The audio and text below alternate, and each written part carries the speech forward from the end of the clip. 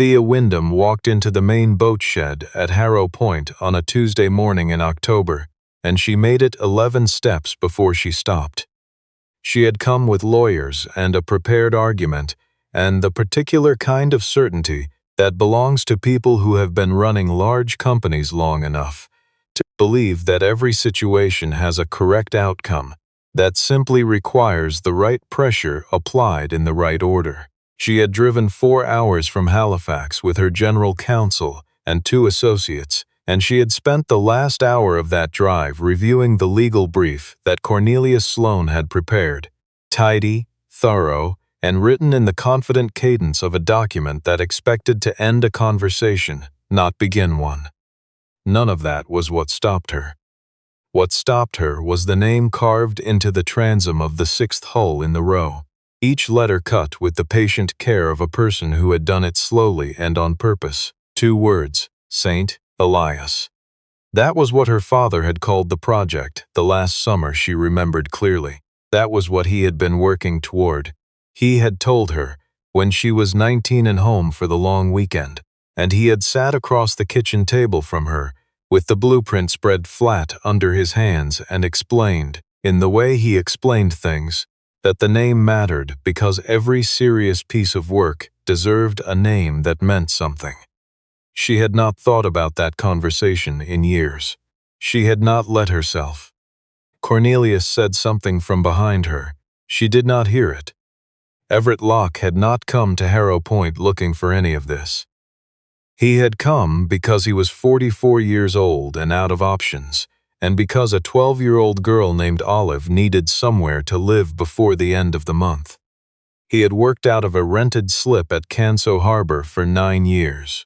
Marine mechanics, restoration work on older fiberglass hulls, and the occasional wooden boat that someone had inherited and wanted brought back to something respectful. He had built a clientele the slow way, by being careful and being there, and the shop had become the kind of place where people left their boats in January and came back in May, knowing the work would be done right. He had a lift, a spray room, a parts inventory accumulated across a decade of knowing what failed and when. Then the marina changed hands, a development group out of Ontario. The letter arrived in August, giving him 90 days to vacate the premises, and the search for comparable space on the eastern shore turned up nothing within his budget that could hold a boat lift and the kind of electrical service that serious fiberglass work required. Every commercial property auction he attended ended with a number that did not belong in the same sentence as his savings account. Harrow Point appeared in the county listings on a Wednesday. 35 acres on the eastern shore. Access to a tidal inlet, main house with a roof, the description called partially compromised, and 2 large outbuildings listed as boat storage and workshop structures. The property had been in tax arrears for 11 years. The municipality had been trying to move it for 3 of those. He drove out on a Thursday and walked the fence line and then walked it again. The main house was worse than the photographs. The garden had been given back to the alders and the spruce, the stone path to the front door, buckled and half-buried. The tidal inlet was silted in one corner but sound, the dock structure solid enough that he tested 3 planks before he trusted his weight on it. And the 2 large outbuildings, which the listing had described with a restraint he found suspicious, were each larger than anything he had rented at the marina. He called his bank that afternoon. He called it twice. Olive was 12 and had her mother's habit of thinking through problems completely before she said anything, which meant that when she finally spoke, she usually said the thing that mattered. She looked at the photographs on his laptop that evening with the careful attention she gave to things she considered genuinely important, moving through the exterior shots and the interior views the listing agent had. Mismanaged before the roof situation had become a liability concern. She asked about the distance to her school. She asked whether the silted corner of the inlet could be dredged. She asked if the outbuildings were structurally sound or just structurally present, because those were different things. He told her he believed they were sound. He told her he was not entirely certain about anything, except that they needed to be somewhere before the end of October, and that this was the only thing left that fit inside the numbers. Olive considered that for a moment. Then she said a house with a complicated roof was still a house, and a dock that needed work was still a dock. He won the auction the following Monday at a municipal office in Guysborough, where the only other person present was a probate lawyer who appeared to be there for a different matter entirely. He paid less for 35 acres and 2 large outbuildings than most people spent on a half-decent aluminum skiff. The first full afternoon at Harrow Point, after he had cleared the debris from the side door of the main house and confirmed that the structural walls were sound, regardless of what was happening with the upper roof section, Everett walked the property and came at last to the larger of the 2 outbuildings. The sliding door was padlocked, but the padlock had corroded through at the shackle and released with a firm pull. The door ran on a track that had swollen with 15 years of humidity and required both arms and his full weight to shift, the rollers grinding in the channel with the complaint of hardware that had been sealed and ignored for a long time. What was inside made him set down his flashlight and stand still. Under the high ceiling of a space that smelled of fiberglass resin and dry canvas, 8 hulls rested on wooden cradles arranged in a careful row, each one covered in heavy waxed canvas, each cover tucked under the cradle edges with a precision that suggested the person who had covered them had intended the protection to last. The concrete floor was clean, not merely swept, sealed. Someone had applied a penetrating compound to the concrete before leaving, the kind used in professional marine workshops to prevent moisture migration. He pulled the cover from the nearest hull. It was a racing design, narrow, purposeful, the lines swept back with the conviction of something that had been shaped in a wind tunnel rather than a backyard. No production markings, no manufacturer's plate in the standard location. He ran his hand along the hull from bow to stern and found a small plate riveted to the interior of the transom, engraved with a single designation, B01. He spent the next 2 days going through the shed systematically, 8 hulls in total, each numbered in sequence from B01 through B08, each one more technically sophisticated than the last. The first 3 using conventional fiberglass construction of the period. Excellent work, nothing that would stop a knowledgeable person cold. The 4th showed a shift in core material, a composite sandwiching technique he had seen referenced in naval architecture journals, but not in anything built for civilian use. The 6th used a hull geometry that reduced wetted surface in a way he had to sketch out twice before he believed what he was seeing. The 8th was the most refined of them all, and beneath its canvas it looked less like a boat, and more like a problem that someone had been solving carefully and at length, one iteration at a time. He called Silas Frost that evening. Silas was 63, had spent 40 years authenticating marine vessels for insurers and estates, and the occasional criminal proceeding, and he drove down from Halifax the following morning without being asked twice. He walked the row of hulls for the better part of an hour without speaking, crouching to examine the layup schedule visible at the transom cutouts, pressing a thumbnail into the core material of the later hulls. With the expression of someone recalibrating something they had assumed was settled, when he finally straightened and turned to Everett, he said that the construction methods on hulls B06 through B08 were consistent with composite techniques he had seen documented in restricted naval research papers, but had never encountered in a civilian context. He said that a single one of the later hulls, properly documented, would attract serious interest from collectors and institutions both. He said the series as a complete developmental sequence was something he did not have an existing category for. Then he said there was something else. The 8th hull. Beneath the transom, inside a sealed waterproof pouch riveted to the interior stem, Silas had found a hand-drawn chart. It showed the Harrow Point property in detail. The main house, the tidal inlet, the dock, both outbuildings, and at the edge of the property, past a stand of tamarack that Everett had not yet reached, a third structure marked with a symbol. A compass rose drawn in ink with a steady hand. Below the compass rose 4 words, "The bearing matters, follow it." Silas looked at the chart over Everett's shoulder and said nothing for a long moment. Then he said, Everett ought to photograph everything before he opened another door. Everett folded the chart into his jacket and walked toward the tamarack. The third structure was lower and longer than the main boat shed, its profile designed to accommodate a hull in build rather than in storage. The door was not padlocked. It was secured by a steel bar bolted across the frame, and the bolt plate was stamped with the same compass rose symbol from the chart. He photographed it before he touched it, then lifted it free. The interior was dim until he found the ventilation panels along the upper wall and opened them, letting in the gray October light in long lateral bands that fell across a concrete floor and the partially built hull resting at the center of the space on a purpose-built assembly frame. The hull was perhaps 2/3 planked, the remaining sections still bare frame, the marine ply cut and stacked along the workshop wall with the organized patience of a person who had every intention of returning. He walked slowly around the hull, noting the construction, finding it consistent with the most advanced techniques visible in BO8.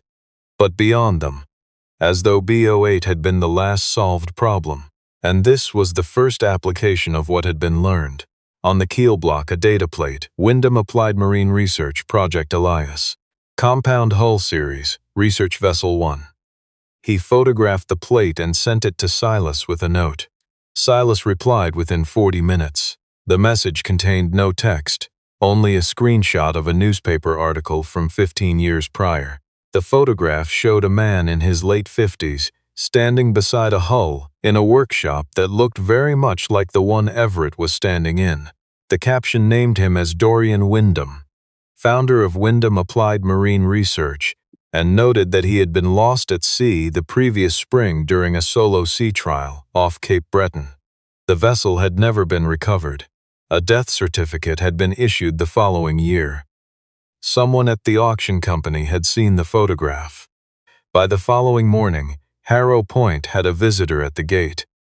Thea Wyndham arrived in 2 vehicles and stepped out of the first before her general counsel had finished parking. She was 39 years old, dressed with the kind of understated precision that communicated she had never needed to dress loudly to be taken seriously, and she walked up the gravel drive toward Everett with the measured stride of someone accustomed to entering situations that other people had not finished arranging in her favor. Behind her came Cornelius Sloane, carrying a portfolio and wearing the expression of a man who had already worked out how the conversation would end. 2 junior associates followed, their suits collectively worth more than Everett's outboard motor. Everett met them at the side door of the main house, where he had set up a folding table and 2 chairs. He offered tea. Cornelius declined for the group with a brief smile that had nothing to do with gratitude. Thea spoke without preamble. The Harrow Point property had belonged to a trust structure established by her father.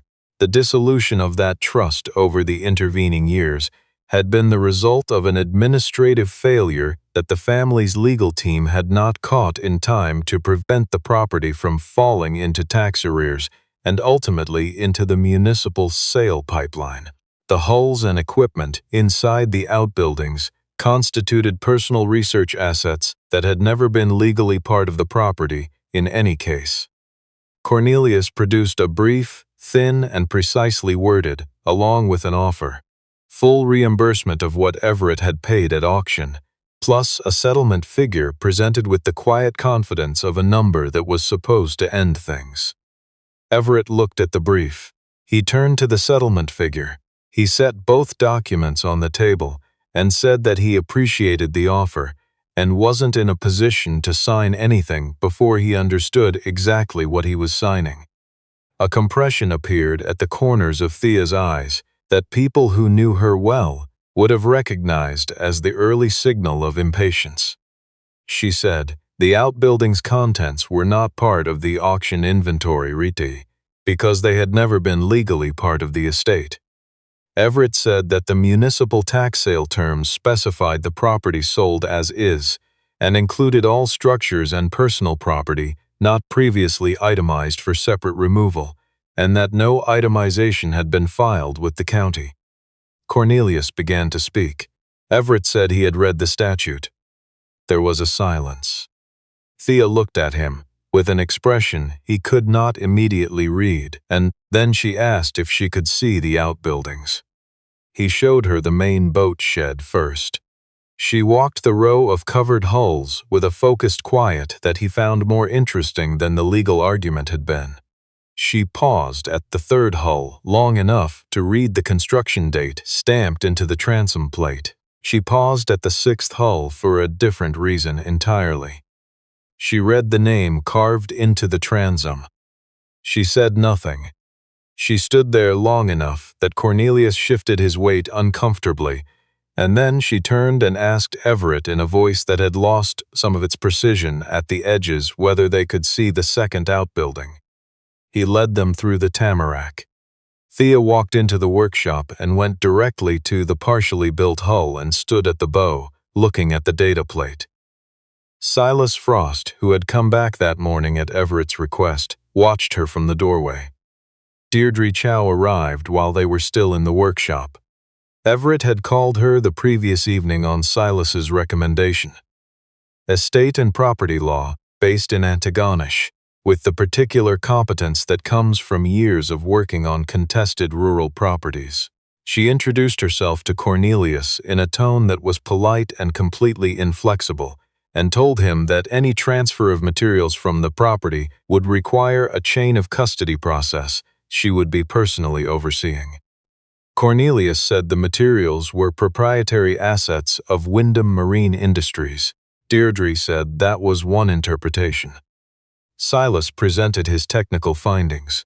The composite construction on hulls B06 through B08 was consistent with methods documented under a research designation registered to Dorian Wyndham personally, not to Wyndham Marine Industries as a corporate entity. The distinction mattered because the corporate patents and the personal research designations had been registered separately, and the personal designations had never been transferred to the company.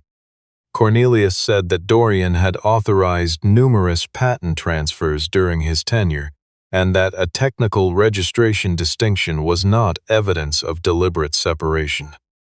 Silas said he was aware of that, and that he was also looking at the research log for Project Elias, which documented the composite techniques being developed under Dorian's personal designations over a 3-year period ending 3 months before his disappearance, that the logs showed no evidence of corporate review at any stage, and that the authorizing signatures on the corporate patent transfers for the related technologies, the ones Cornelius was describing, bore the name of the company's then acting board chair, who had held that position because Dorian's disappearance had left a vacancy.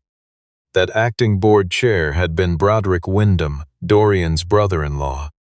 Ewan Darby appeared at the gate of Harrow Point at 8 o'clock that morning, on foot, carrying a canvas bag that appeared to contain a thermos and a great deal of paper.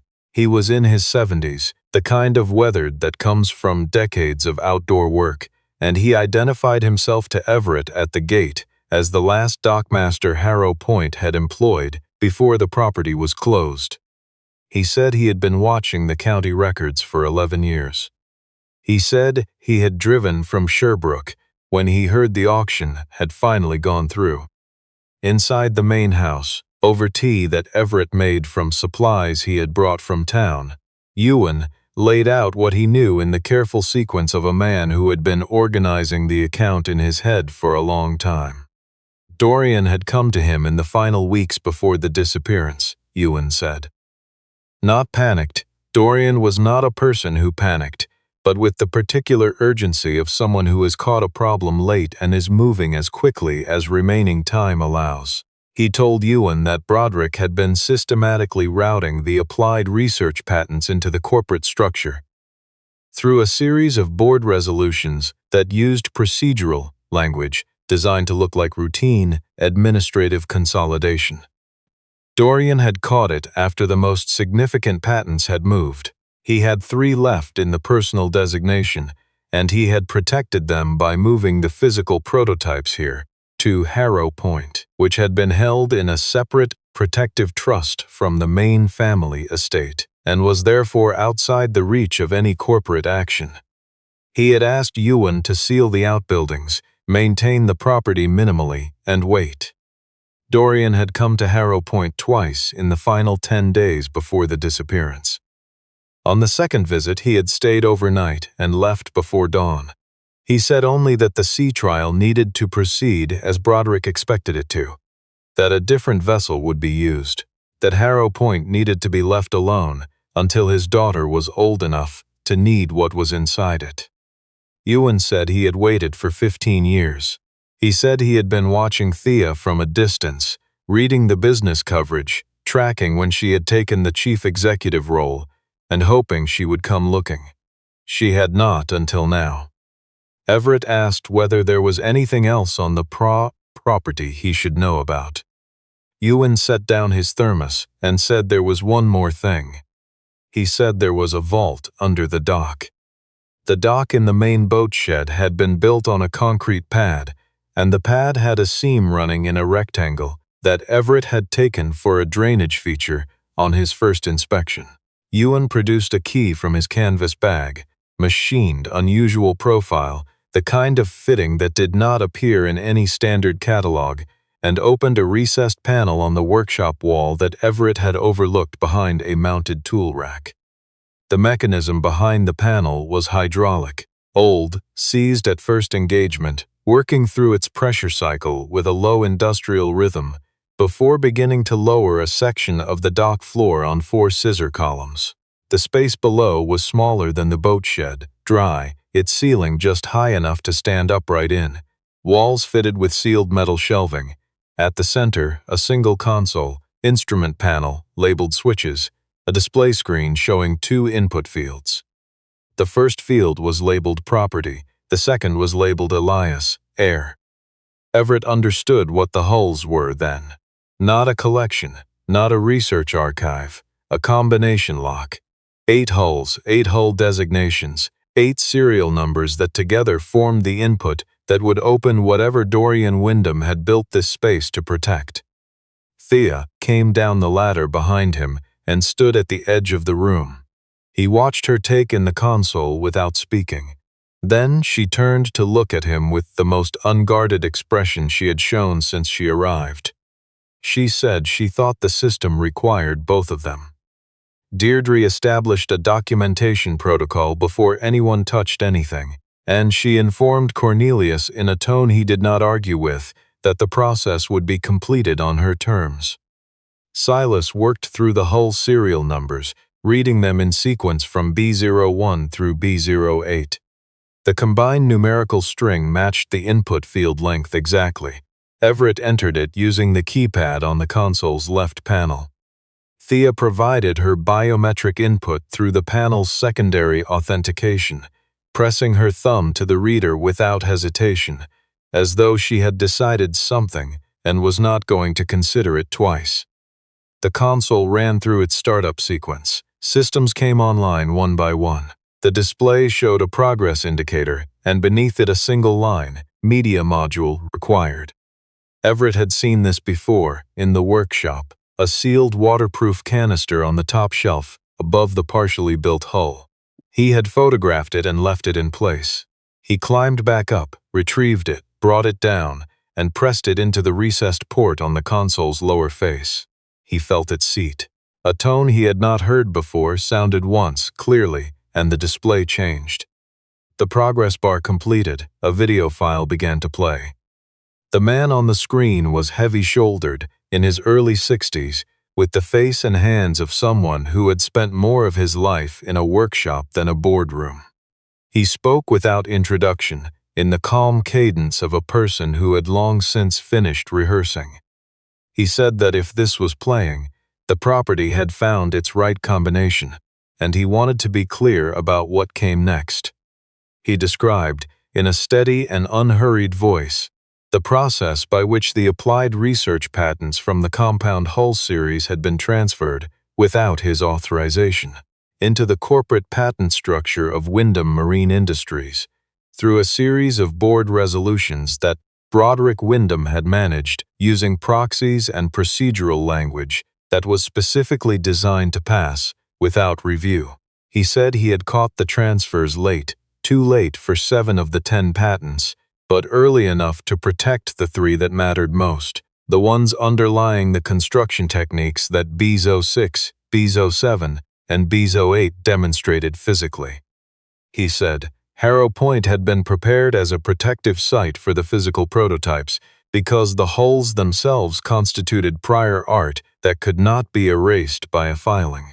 He said, the protective trust that held Harrow Point had been structured specifically to prevent the property from being absorbed in any corporate action. He had moved the hulls here because they would be safe, and because they would eventually mean something to someone who needed them to. He said he had arranged for the sea trial to proceed as Broderick expected, using a different vessel. He said he had not died in the trial. He said he had lived under a different identity for several years while completing the legal framework of the trust and the documentation in the vault below. He said he had intended to come back. He said time had run out before he could. He addressed his daughter directly, not as the chief executive of a company, not as a shareholder or a legal heir, but with the particular plainness of a father who had made a calculation he knew was impossible to justify and had made it anyway because the alternative was worse. He told her the company was hers because she had earned it, not because he had left it. He told her the difference between those two things was the whole of what he had been trying to protect. He told her that the most important thing he had ever built was not in the vault or in the boat shed. It was the fact that she would know what to do when she had the information she needed. The video ended. The vault was quiet. Deirdre was recording. Silas was making notes. Ewan sat against the wall with his hands folded and his eyes on the floor. Thea stood with her arms at her sides, and her face composed with the care of a person who is holding a great many things at once and has chosen to hold them rather than put them down. Everett did not say anything, because there was nothing to say that would not be wrong. Broderick Wyndham arrived at Harrow Point that evening, without announcement, driving alone in a gray sedan, and he knocked on the side door of the main house, as though he had been invited. He was in his mid-60s, silver-haired, with the polished ease of a man who had been present at important decisions for long enough that the ease had become a physical fact rather than a performance. He addressed Everett with the collegial warmth of someone demonstrating that none of this was personal. He said he understood that Everett had come to this situation honestly. He acknowledged the tax sale, the good faith, the legal standing. He then named a figure for the property and its contents in entirety that was large enough to be taken seriously by anyone. He said the offer would allow Everett to open any marine shop he wanted, anywhere on the coast, and to raise his daughter without the kind of uncertainty that extended legal proceedings introduced into a family situation. He said that last part with the measured sympathy of a man who had learned precisely how to make it land. Everett listened to the whole of it.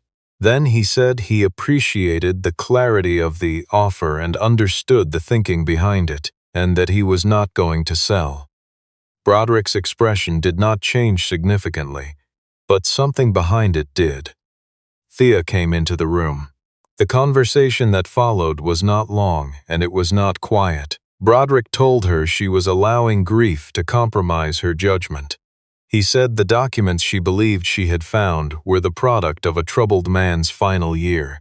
He said the company and the family's standing required her to be reasonable.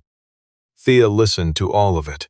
Then she told him that she was presenting the vault documentation to the board in the morning, that the transaction he had tabled for ratification at noon was going to require a forensic audit she was authorized to call under the protective shareholder structure embedded in the trust, and that she expected that audit to begin within the week. After Broderick left, Everett asked her what she needed from him in the morning. She said she needed him to walk into that boardroom and be exactly what he was. The person who had bought Harrow Point at a legitimate tax sale found what was there and not sold it.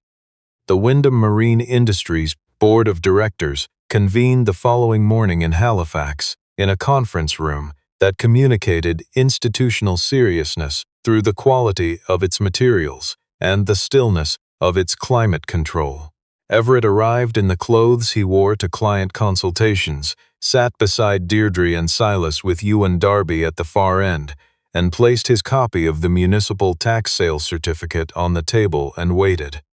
Cornelius Sloane presented the company's legal position with the efficiency of a man working from a carefully prepared text. When he finished, Everett passed to each board member in turn the tax sale certificate, the chain of custody documentation Deirdre had prepared, Silas's technical authentication of the hull construction designations, the sequential serial number record linking B01 through B08 to the vault system, and the time-stamped documentation of every action Everett had taken from his first afternoon on the property to the previous evening's conversation. Silas presented the technical analysis. Hull B07 and B08 used composite layering techniques that were registered under Dorian Wyndham's personal research designation and could not have been transferred to the corporate patent structure without Dorian's direct written authorization, which the company's own records did not contain. Ewan provided his account, a dockmaster's testimony given in the plain and patient voice of a man who had been carrying it for 15 years and was glad to set it down in a room with a proper record. Deirdre presented the trust documentation and the will with its full authentication chain, the protective shareholder structure, the vault's legal framework, and the patent registration trail. She also submitted, for the board's consideration, the preliminary criminal referral she had filed that morning with the RCMP's Commercial Crime Division regarding the fraudulent patent transfers and the falsification of the sea trial records that had cleared Broderick Wyndham of wrongdoing at the time of Dorian's disappearance. A board member named Helena, who had a reputation for asking the questions everyone else had calculated the risk of asking, wanted to know whether Broderick had been informed of the referral. Deirdre said he had been notified an hour ago. The motion to ratify the pending transaction was tabled. Thea called for the protective shareholder vote. It passed. The forensic audit authorization passed immediately after. Cornelius, in the hour that followed, began the careful process of distinguishing his own position from Broderick Wyndham's, a process the documentation made considerably more difficult than he had anticipated.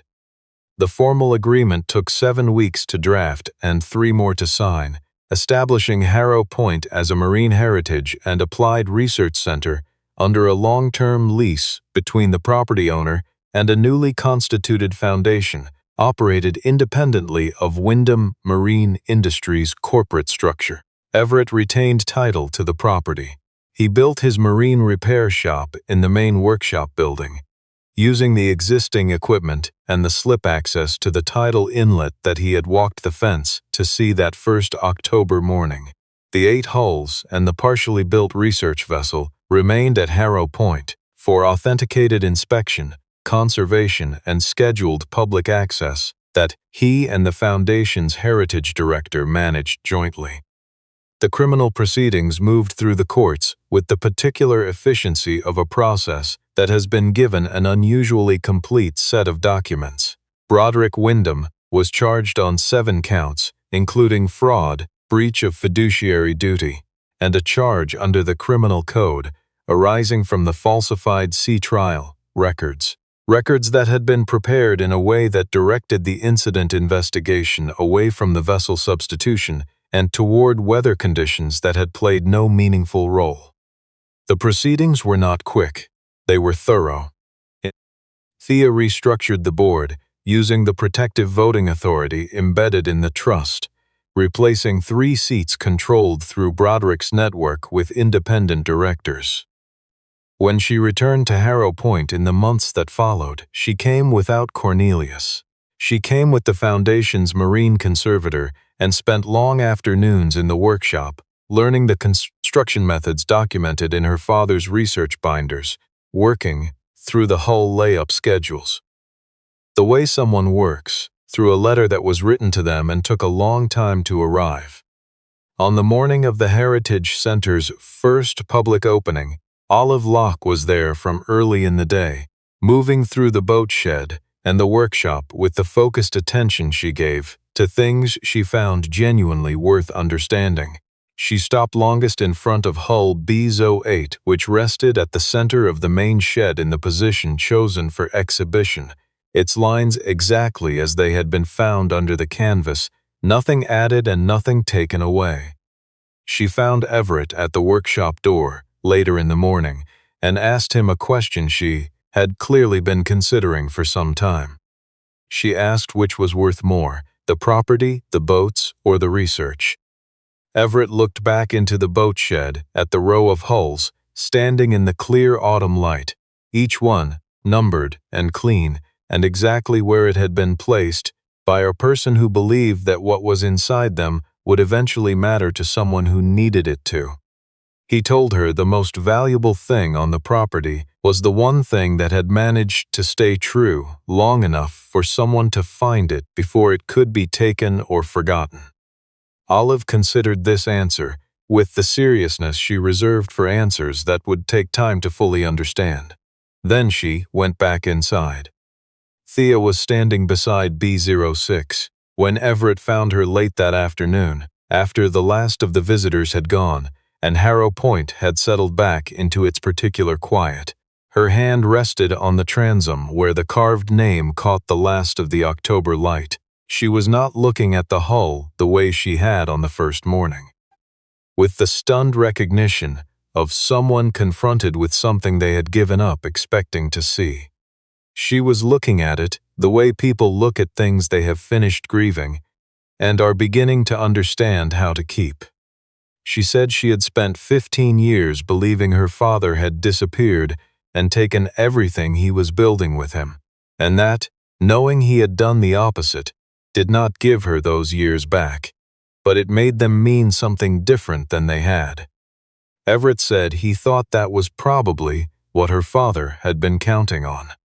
They stood there a while longer in the late light of Harrow Point, the tidal inlet catching the last of the color from the western sky, and somewhere below the dock floor, the vault cycled through its evening pressure check with the low, steady sound of a system that had been waiting in the dark for a long time, patient and exact for the right hands to find the right bearing and call what was hidden by its correct name.